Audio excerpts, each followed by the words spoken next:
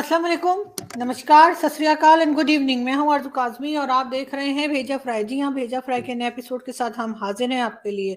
News ही news हमारे पास हैं, लेकिन उससे पहले हम आपसे रिक्वेस्ट करते हैं कि जिसने भी हमारे चैनल को सब्सक्राइब नहीं किया है, प्लीज़ चैनल को सब्सक्राइब करना ना भूलिएगा। बात हम करेंगे इमरान खान की, यानी कि तहरीक इंसाफ के चेयरमैन इमरान खान साहब ने 23 मई को जो है एक बार फिर अदालत के सामने पेश होना है और इमरान खान साहब का कहना ये है कि उनको ऐसा लगता है कि उनको अरेस्ट कर लिया जाएगा। और अगर ऐसा हो जाए, यानी कि इमरान खान साहब ने कहा है कि अगर वो अरेस्ट हो जाएं और उनको अरेस्ट कर लिया जाए तो उनके सपोर्टर्स जो हैं वो हरगिज हंगामा ना करें। और इसकी वजह ये है कि उसके बाद जो तोड़फोड़ होती है तो गवर्नमेंट को एक मौका और मिल जाता है ये कहने का कि जी तहरीक इंसाफ को बैन कर दिया जाए।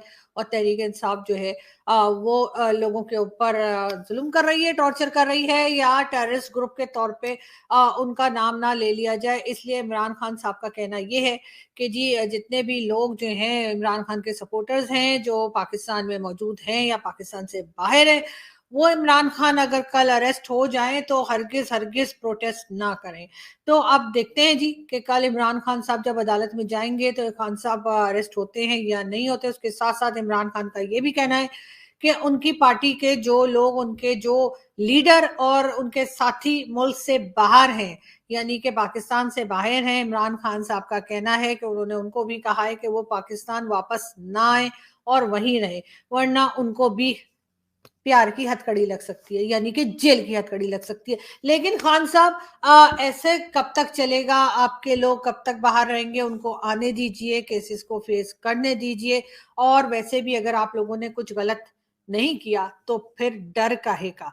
लेकिन खैर, इमरान खान साहब का बहरहाल ये कहना है कि उन्होंने अपने लोगों से कहा है कि वो पाकिस्तान ना आए। वैसे खान साहब अगर आप ना भी कहते तब भी उनमें से बहरहाल वापस आने वाला हमें तो कोई नहीं नजर आ रहा था। अगर आपको नजर आ रहा हो कोई के वाकई में कोई वापस भी आना चाहता है तो बता दिएगा। हम बात करेंगे जी आजकल जो हमारे आर्मी चीफ हैं जनरल आसिम मुनीर की, बुशरा बीबी और इमरान खान की। कहा यह जाता है कि जब आर्मी चीफ यानी कि जनरल आसिम मुनीर साहब जब डीजीआईएस आए थे तो उन्होंने इमरान खान को बताया था बुशरा बीबी के बारे में कि जी आपके घर से जो है ना वो जी 2 नंबरी हो रही है, चोरी हो रही है और कोई ना कोई फ्रॉड चल रहा है, यानी कि करप्शन हो रही है, पैसे की करप्शन हो रही है। तो ये सुनने के बाद खान साहब ने जाहिर है कि अपनी बेगम को तो कुछ नहीं कहा, लेकिन उस वक्त के डीजीआईएसआई जो इस वक्त के आर्मी चीफ हैं उनको उनके पोस्ट पे से हटा दिया था। अब इमरान खान साहब ने एक इंटरनेशनल मीडिया को इंटरव्यू देते हुए कहा है कि नहीं, ऐसी कोई बात नहीं है, उन्होंने मुझे कुछ नहीं बताया था और ना ही कोई इस किस्म की बात हुई है। लेकिन बहरहाल ये बातें पहले से चल रही थी। अब कौन सही कह रहा है कौन गलत, ये तो खैर वक्त ही बताएगा। बात हम करेंगे हमारे दो दोस्तों की। जी हाँ, एजाज सैयद और उमर चीमा साहब। एजाज सैयद और उमर चीमा बहुत जबरदस्त किस्म के जर्नलिस्ट हैं, पाकिस्तान से इस्लामाबाद में रहते हैं। और जी कुछ दिन पहले इस्लामाबाद में वो अपने ऑफिस के बाहर वॉक कर रहे थे और वैसे ही गपशप लगा रहे थे कि उनके उनके पास कुछ लोग आए और उन्होंने गन पॉइंट पे इनके वॉलेट और मोबाइल जो है वो छीन लिए। और ये भी बताया जाता है कि उमर चीमा साहब के मोबाइल में पासवर्ड लगा हुआ था, वो भी खुलवा लिया गया। और इस तरह से वो जो गुंडे आए थे या वो जो मोबाइल स्नैचर्स आए थे उन्होंने इनके मोबाइल्स और वॉलेट छीन लिया और वो 9-2-11 हो गए। बात सिर्फ यहीं खत्म नहीं हो जाती। इस्लामाबाद में इस किस्म की वारदातें ज्यादा होती चली जा रही हैं। इस किस्म के केसेस हम बार बार सुन रहे हैं। इससे पहले भी एक दो जर्नलिस्ट ऐसे हैं जिन्होंने इस बात की कंप्लेन की थी कि इस्लामाबाद में उनके मोबाइल छीने गए। अब वैसे तो सोचने वाली बात यह है कि इस्लामाबाद को भी क्या कराची बना दिया है कि जहां पर इस तरह से मोबाइल छीने जा रहे हैं और इस किस्म की हरकतें हो रही। लेकिन साथ साथ हम आपको ये भी कहते चलें कि लगता ये है कि कोई खास ग्रुप है, कोई खास गैंग है जो कि इस्लामाबाद में जो जर्नलिस्ट हैं उनको खास तौर पे टारगेट कर रहा है और जो जर्नलिस्ट हैं उनके मोबाइल खास तौर पे छीने जा रहे हैं। तो इस तरफ भी थोड़ी सी तवज्जो देनी चाहिए हमारे मीडिया बरादरी को और साथ साथ हमारी पुलिस और यानी कि पुल्स हमारी जो है उसको भी और गवर्नमेंट को भी कि आखिर हमारे जो जर्नलिस्ट हैं उनके जो फील्ड में काम करते हैं, जो खबरें देते हैं, जो अपना काम कर रहे हैं, उनको आखिर क्यों तंग किया जा रहा है और उनके मोबाइल क्यों छीने जा रहे हैं। खैर यहाँ से हम एक वीडियो देखते हैं और फिर बात करते हैं। में जाने के लिए तैयार है, लेकिन अगर ये फट गई कौम, छुपते फिरेंगे आप। जब ये हुआ है तो मुझे पता ही नहीं कि क्या हो रहा था। मुनज़्ज़म साजिश के तहत जलाई गई है गवर्नमेंट बिल्डिंग्स। ये कोर कमांडर का घर जलाया गया है। कौन सी मिलिट्री इंस्टॉलेशन के ऊपर कोई भी हमला हुआ है वो मुझे तो पता नहीं है। अब मेरे कारकुन ही नहीं थे। अपने शोधा के लिए उनका गैबाने नमाज जनाजा पढ़नी। ज़बान पाक 23 करोड़ अवाम है। जी, ये थे इमरान खान जो कभी कुछ और कभी कुछ कहते हुए नजर आए, लेकिन इसके अलावा भी इमरान खान बड़ा कुछ कह रहे हैं, वो भी सुन लेते हैं। कि सर वो आपको हटा देगा आके। मैं बार बार कह बैठा हूं कि मैं इदारों के अंदर इंटरफेयर नहीं करता। मैं कह बैठा हूं, बार बार पैगाम पहुंचा बैठा हूं, लेकिन वहां से डराते जी आके हटा देगा आपको, फौज में इंटरफेयर करेगा। अगर इंटरफेयर करना होता तो जब मुझे पता था कि पिछला आर्मी चीफ मेरे खिलाफ साजिश कर रहा था, आखिरी महीनों में मुझे आईबी की सारी रिपोर्ट थी, तब मैं उसे हटा देता। क्योंकि मैं जी, ये थे इमरान खान साहब जो एक बहुत बड़ा यू टर्न लेते हुए नजर आ रहे हैं, जिससे पहले एस्टेब्लिशमेंट को और आर्मी को खरी खरी सुना रहे थे, लेकिन सिर्फ इस हद तक कि जी मुझे वापस ले आओ और बाकी सब खैरियत है।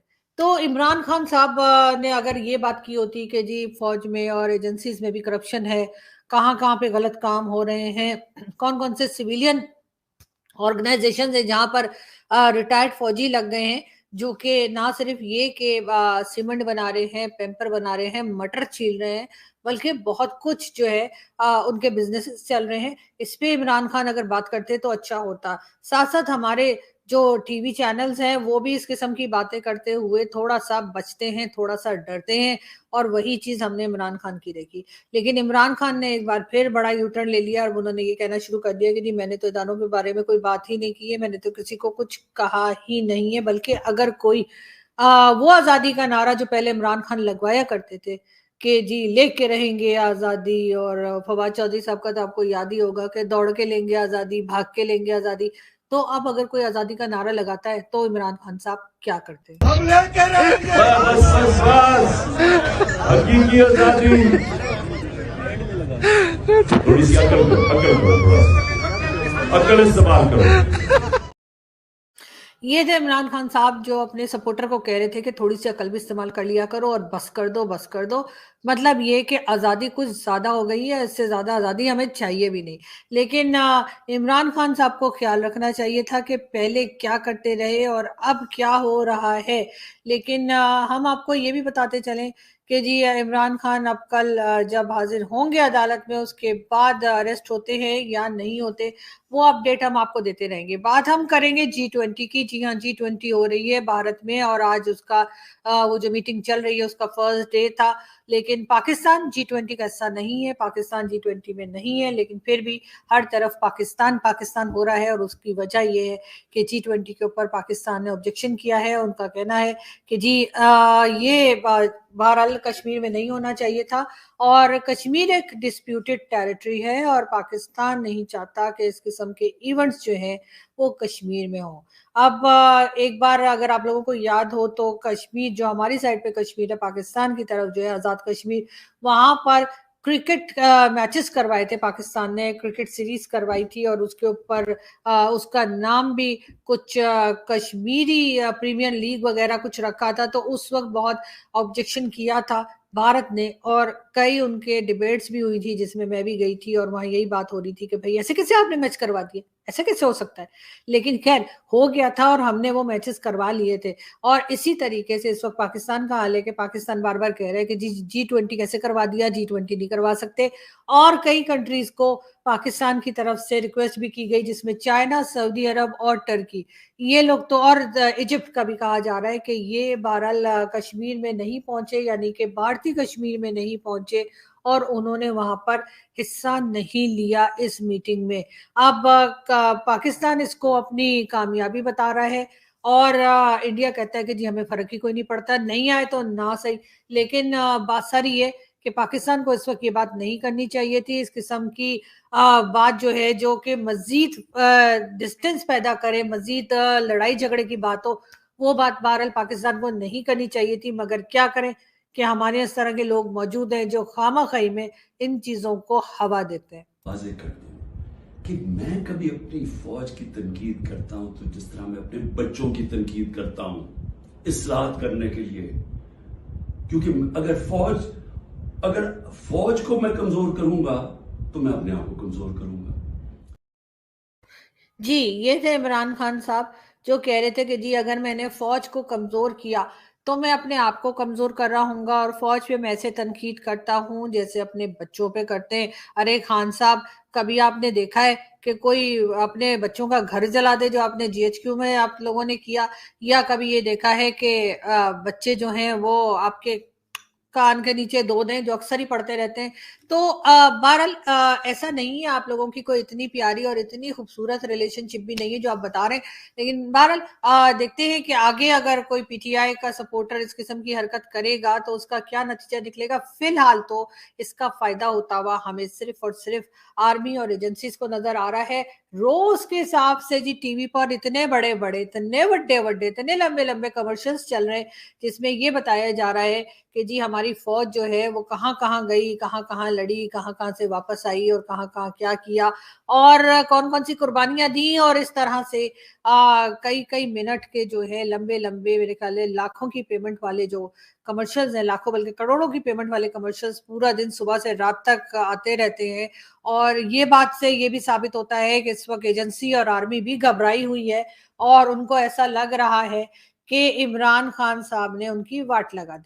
या फिर ये कि कह सकते हैं आप कि इमरान खान साहब माना उनकी के करप्शन या किसी चीज के बारे में बात नहीं कर रहे, मगर ये जरूर है कि जो बुरा भला उनके सपोर्टर्स कह रहे हैं इस वक्त रोड पे खड़े होकर, उससे जरूर एजेंसी और आर्मी को जो है वो नुकसान हो रहा है। और इसी की वजह से ऐसा लग रहा है कि सारे पैसे जो रह गए उन सारे खजानों का मुंह खोल दिया गया है कमर्शियल्स बनाने में, बैनर्स लगाने में, और टीवी चैनल्स को दे दिए गए हैं कि जी सुबह से लेकर रात तक आप ये कमर्शियल्स चलाइए। और जो जगहें डैमेज की गई, जलाई गई, तोड़ी फोड़ी गई, वहां पे ना सिर्फ ये कि टीवी चैनल्स को कहा गया है कि जाके शोज बनाएं, बल्कि आम पब्लिक के लिए भी खोल दिया गया है ताकि आम पब्लिक को भी दिखाएं कि देखो जी ये तोड़ दिया, ये जला दिया और ये क्या कर दिया। और उसके बाद आम पब्लिक भी जो है वो इसी किस्म के बातें कर रही है जिससे कि वो एक हमदर्दी का इजहार कर रही है उन लोगों के साथ, हमारी फौज के साथ और हमारी एजेंसीज के साथ, और उन लोगों के साथ गुस्सा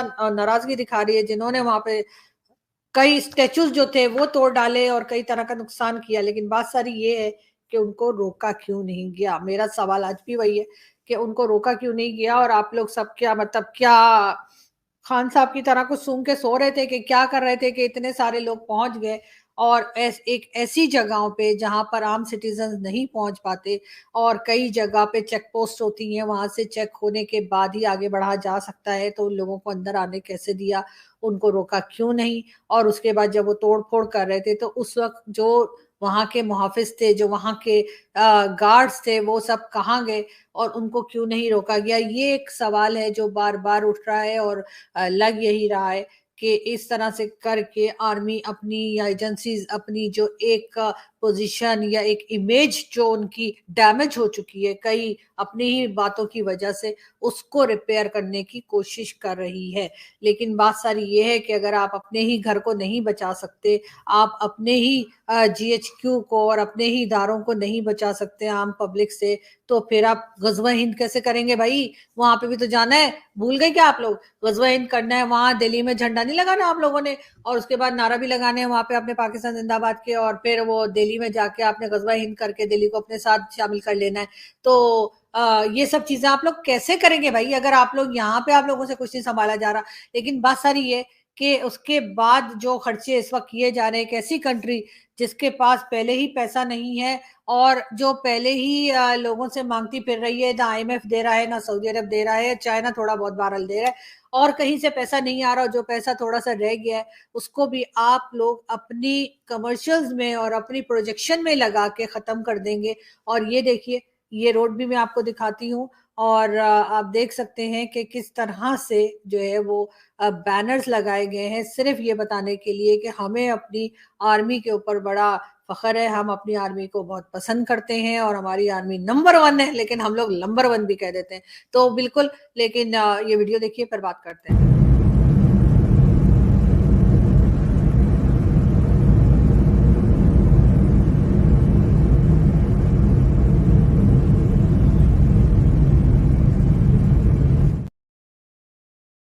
जी। और आपने देखा कि ये कराची की तरफ की एक रोड है जो किसी ने ट्विटर पे शेयर किया था, और पूरी रोड पे जो है वो एक बैनर्स लगे हुए थे, और इसी किस्म के जो है वो बताने की कोशिश की गई थी कि जी हमारी फौज जो है ना वो उस पे हमें बड़ा नाज है, और हमारी फौज जो है जी बड़ी कमाल की है ना, कमाल की ही है वैसे तो, लेकिन ये है कि जी इन सब चीजों को करने की जरूरत होती नहीं है। अगर आप सच में अच्छा काम कर रहे हो तो आपको इतनी प्रोजेक्शन की जरूरत नहीं होती, आपको इतना ज्यादा जो है ना अपने आप को बताने की जरूरत नहीं होती, और सुबह से रात तक जो आप टीवी पे खर्चा कर रहे हैं, वो जो करोड़ों के कमर्शियल आपने बना बनाकर तमाम टीवी चैनल्स को दे दिए हैं जो सुबह से रात तक चलते रहते हैं, अगर वही पैसा आप पाकिस्तान में लगा दें, किसी डेवलपमेंट में लगा दें, तो मेरा ख्याल है थोड़ा बहुत इतना सा सही, लेकिन आप भारत का मुकाबला कर सकेंगे। बजाय इसके कि इस किस्म के अपने इश्तिहार लगा रहे हैं उस मुल्क के अंदर जहाँ पे लोगों के पास खाने को आटा नहीं है, वहां पर जी हर दूसरे दिन जो है, हर तकरीबन हर रोज ही सुबह से रात तक आर्मी के बारे में गाने और बजाने और तारीफें और ये सब कुछ ना ही बताएं तो अच्छा, इसलिए कि ये पब्लिक है, सब जानती है। तो इसको प्लीज नेगेटिव ना लिएगा, ये मैं वैसे ही मजाक में कहा था। एडिट करना तुम लोग याद से भाई, आजकल सुना है मैंने कि ये मेल फीमेल किसी का फर्क नहीं कर रहे हैं, किसी को भी उठा के ले जाते हैं। तो पहले ये था कि क्योंकि इस्लामिक कंट्री है तो फीमेल्स को उठाया नहीं जाता था, सिर्फ गोली मारते थे ठिश, लेकिन आजकल उठा के ले जाते। तो इसलिए मैं थोड़ी एहतियात कर रही हूँ, तो ये वाला पोर्शन निकाल देना याद से तुम लोग। अच्छा, तो तुम लोग भी मुझे लगता है कहीं मिले हुए उन लोगों के साथ। खैर, तो मैं ये बता रही थी आप लोगों को कि जी ये सारी जो है ना वो पाकिस्तान में ये सारी गड़बड़ें चल रही हैं, लेकिन साथ साथ हम आपको ये भी बताते चले कि जी शाहिद खान आफरीदी, जी हाँ, शाहिद खान आफरीदी को कौन नहीं जानता, अगर नहीं जानते तो जान जाइए, वो हमारे क्रिकेटर हैं जी एक। और उनका कहना ये है कि शाहिद खान आफरीदी का कि जी पाकिस्तान को एशिया कप खेलने के लिए जो है वो इंडिया जरूर जाना चाहिए, और ये हमारे लिए बहुत अच्छा मौका है कि हम इंडिया से बदला लें, और उनकी सरजमीन पे जाके, यानी उन्हीं की जमीन पे जाके उन्हीं को हरा के और उन्हीं के यहाँ से जो है वो वर्ल्ड कप की ट्रॉफी लेकर पाकिस्तान यहाँ मतलब वाघा बॉर्डर से क्रॉस करके इधर आ जाए। तो बहुत अच्छा आइडिया है शाहिद खान आफरीदी का, और मेरा ख्याल है कि नजम सेठी साहब को इस पर जरूर अमल करना चाहिए, क्योंकि इससे अच्छा मौका नहीं मिलेगा भारत को जवाब देने का। जी हाँ, ये है शाहिद खान आफरीदी, आप देख सकते हैं, और उन्होंने कहा है कि पीसीबी के लिए ये एक बहुत जबरदस्त मौका है, सॉरी बीसीसीआई के लिए ये एक मतलब बीसीसीआई के मुंह पे एक तमाचा होगा, यानी एक थप्पड़ होगा, अगर पाकिस्तान वर्ल्ड कप जीत गया, भारत में जाकर खेला और भारत से ही ट्रॉफी लेकर आ गया। ये जी कहना है शाहिद खान आफरीदी का। खैर, शाहिद खान आफरीदी इस किस्म की बातें करते रहते हैं, लेकिन बहरहाल पाकिस्तान की टीम को चैलेंज के तौर पे ही ले लेना चाहिए। और नजम सेठी साहब जो है, उनका आज भी स्टेटमेंट आया था, उन्होंने कहा था कि जी अगर गवर्नमेंट ने कहा तो हम भारत चले जाएंगे। अब गवर्नमेंट कहती है या नहीं कहती ये तो वक्त ही बताएगा, लेकिन खैर नजम सेठी साहब ने एक ग्रीन सिग्नल दे दिया है कि अगर गवर्नमेंट ने कहा तो जी हम चले जाएंगे और भारत में जाकर खेल लेंगे। बंदे ने इंग्लैंड जाना होवे तो के तरीका अख्तियार करे? तू गुजराले तू नेपाल, नेपाल तू वादिया कश्मीर तू इंग्लैंड। ते ए जाना कैसे? कार होवे, मोटरसाइकिल? हाँ जो अच्छा अच्छा अच्छा। खुश्क रास्ता है, इंशाल्लाह कोई रुकावट। जी, ये तो कोई साहब जो बता रहे थे कि जी अगर आपने इंग्लैंड जाना हो तो आप बगैर वीजा के कैसे जा सकते हैं। खैर, इस तरह के लोग तो हमारे यहाँ मिलते ही रहते हैं और दिखते ही रहते हैं, क्योंकि आजकल जो पाकिस्तान का हाल है, हर एक की कोशिश है कि कहीं ना कहीं किसी दूसरी कंट्री में निकल ही जाना चाहिए। मगर बात हम करेंगे दोबारा इमरान खान की, और इमरान खान ने एक बार फिर कहा है कि 23 मई को नैब के दौरान, यानी नैब की अदालत में पेशी के दौरान उनको अरेस्ट किया जा सकता है। ये कहना है इमरान खान का, और इमरान खान इस पे काफी परेशान है, लेकिन मेरे ख्याल है लोग अब इतने परेशान नहीं है, लेकिन इमरान खान काफी परेशान है। शेख रशीद साहब अभी तक नहीं मिले हैं, और जैसे ही मिलेंगे हम आपको बता देंगे कि जी शेख साहब फड़े गए हैं, लेकिन फिलहाल शेख साहब जो हैं वो कहीं दिखाई नहीं दे रहे, और सुना यही जा रहा है कि जी शेख साहब को ढूंढने के लिए जो है वो पुलिस वाले जो हैं वो छापे मार रहे हैं उनके घर लाल हवेली पे, लेकिन अभी तक वो मिले नहीं है। पहले जो चीफ मिनिस्टर थे पंजाब के चौधरी परवेज इलाही, उनसे मिलने के लिए प्राइम मिनिस्टर शहबाज शरीफ साहब उनके घर गए। जी हाँ, प्राइम मिनिस्टर शहबाज शरीफ साहब जो हैं वो परवेज इलाही साहब से मिलने उनके घर पहुंचे और परवेज इलाही साहब पीछे के दरवाजे से निकल के पता नहीं कहाँ भाग गए, आज तक नहीं मिले। यानी कल गए हैं प्राइम मिनिस्टर शहबाज शरीफ साहब उनसे मिलने के लिए और कल के गए हुए आज तक वापस ही नहीं आए। परवेज इलाही साहब जो भागे शहबाज शरीफ साहब को देखकर, तो अभी तक उनका कोई अता पता नहीं और उनके घर वाले यही कह रहे हैं कि जी हमें नहीं मालूम कि परवेज इलाही साहब कहाँ हैं, इसलिए कि वो शहबाज शरीफ साहब के आने का सुनकर घर छोड़कर चले गए थे। अब परवेज इलाही साहब से हमारी रिक्वेस्ट है कि सर अपने घर वापस आ जाइए और हरगिज मत डरिए, प्राइम मिनिस्टर शहबाज शरीफ हरगिज आपसे पैसे मांगने नहीं आ रहे। वो जो उनकी एक वीडियो बड़ी चली थी ना कि जी मैं मांगना नहीं चाहता लेकिन फिर भी क्या करूं, मजबूरी है। मुझे लगता है कि वही वीडियो जो है वो देख लिए परवेज इलाही साहब ने और इसी वजह से परवेज इलाही साहब जो है 9-11 हो गए। खैर, हम एक वीडियो देखते हैं। मैं ये कहता हूं, रात के अंधेरे में तुम मुझे मार तो लोगे, मैं अगले दिन तुम्हें अखबार की सुर्खी में मिलूंगा। ये तो मुमकिन है मेरा सर न मिले, मेरी आंखों में तुझे डर नहीं मिलेगा।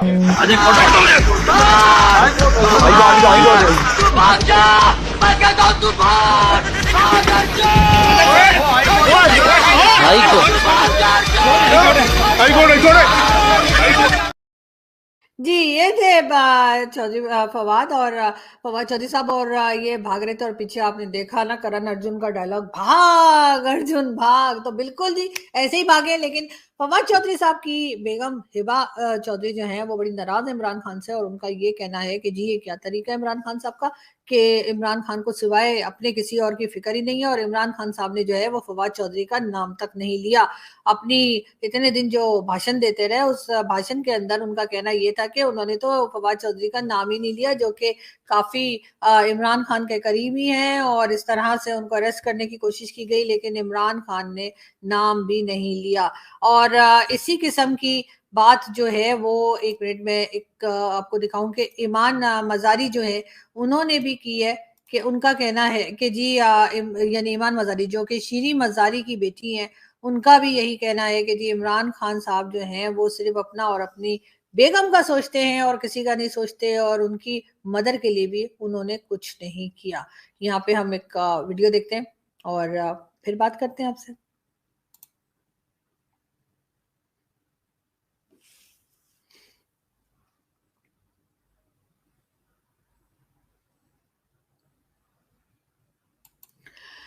जी हाँ, ये वीडियो थी जिसमें जो बाइडेन जो है अमेरिकन प्रेसिडेंट जो हैं वो गले लग रहे हैं मोदी जी के। और दूसरी वीडियो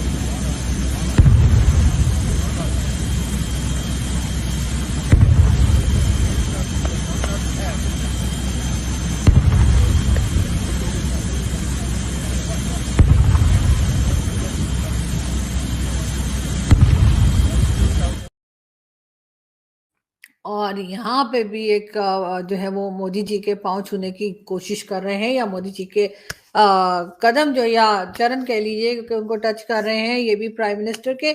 और इससे तो साबित यही हो रहा है कि जी मोदी जी ने जो है वो काफी अपना एक रोब जो है वो पूरी दुनिया में फैला दिया है। और मेरा ख्याल है कि पाकिस्तान को जो है वो नरेंद्र मोदी जी की गवर्नमेंट से और उनसे बहुत कुछ सीखने की जरूरत है। ठीक है, माना कि हमारे यहाँ कहा जाता है कि जी दुश्मन है, ये है वो है, लेकिन बहरहाल जो काम अच्छे वो कर रहे हैं वो दुनिया को नजर आ रहा है। जिस तरह से उन्होंने भारत की इकोनॉमी को ठीक किया, भारत की फॉरेन पॉलिसी को ठीक किया और एक इंडिपेंडेंट फॉरेन पॉलिसी लेकर वो आगे बढ़े हैं। मेरा ख्याल है कि पाकिस्तान को बहुत जरूरत है कि हम भी जो है वो भारत की गवर्नमेंट से और एस्टेब्लिशमेंट से बहुत कुछ सीखें। जिस तरह से उनके यहाँ डेमोक्रेसी है, हमारे यहाँ तो खैर उस बारे में सोचा भी नहीं जा सकता क्योंकि सामने हमारे जितने मर्जी प्राइम मिनिस्टर्स हो हमें पता है कि आखिर उनकी डोर किसके हाथ में है। लेकिन भारत में ऐसा नहीं है और मेरा ख्याल है इसी वजह से भारत जो है वो प्रोग्रेस भी कर रहा है और पाकिस्तान को उससे सीखने की जरूरत है। यहाँ से हम चलते हैं और आपसे मुलाकात होगी नेक्स्ट वीडियो में। अपना बहुत सारा ख्याल रखिएगा, हंसते रहिए, मुस्कुराते रहिए और हमारे चैनल को सब्सक्राइब करना ना भूलिएगा। Thank you.